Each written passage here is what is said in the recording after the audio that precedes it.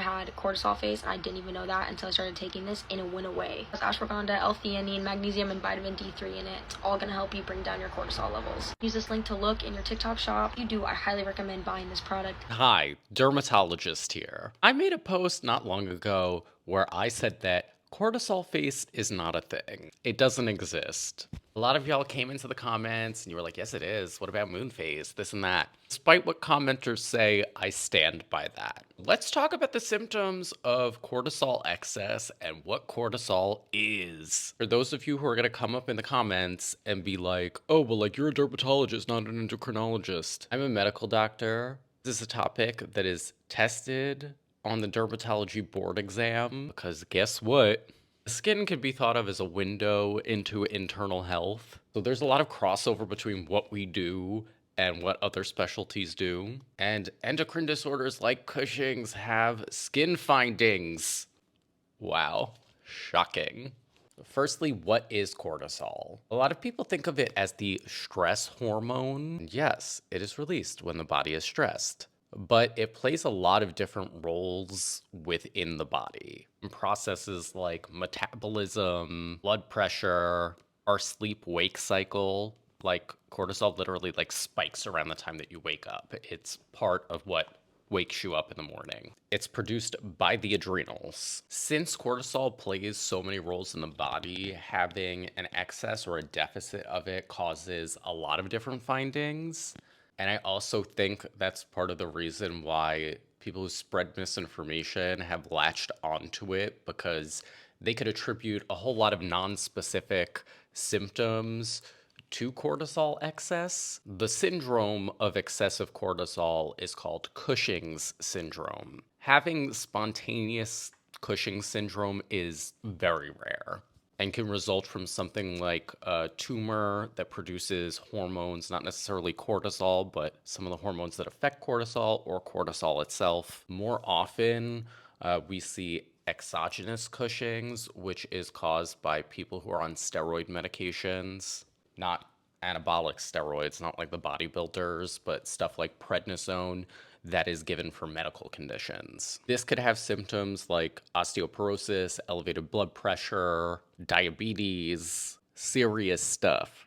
Some of the skin findings can be striae, which are stretch marks, easy bruising or skin fragility, and yes, there is a specific body habitus associated with Cushing's. Typically, these people gain weight around their midsection and have skinny arms and legs, and they can get what's referred to as a buffalo hump behind the neck, and moon faces. This is where cortisol face comes from. It's a round facial appearance. Now, the moon face and other body habitus findings that come about in Cushing's come from fat deposition and essentially fat growth in these areas. These people are getting more fat growth in the face and on their buffalo hump and their midsection than in their limbs.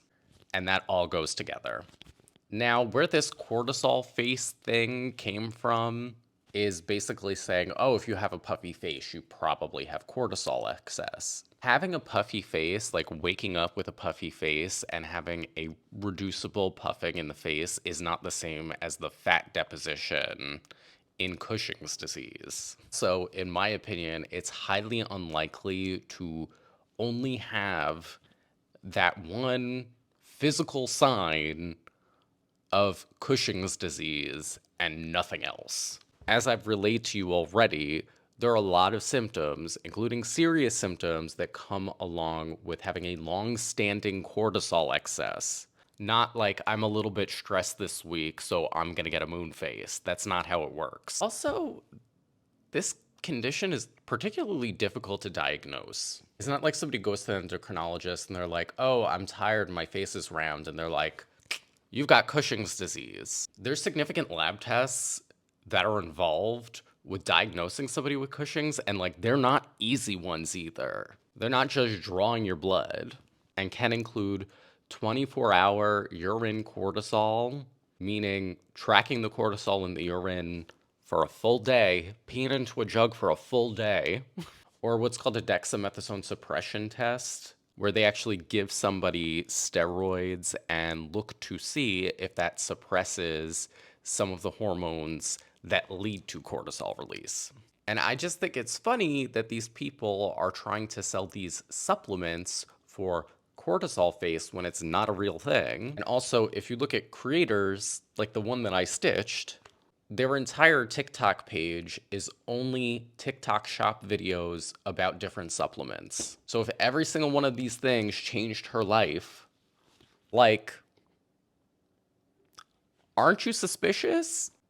Don't you think that there's potential financial gain to say whatever? So yeah, be extremely cautious with health information that you hear on social media, especially if it's coming from somebody who's not qualified to talk about it, and especially if they're trying to sell you something.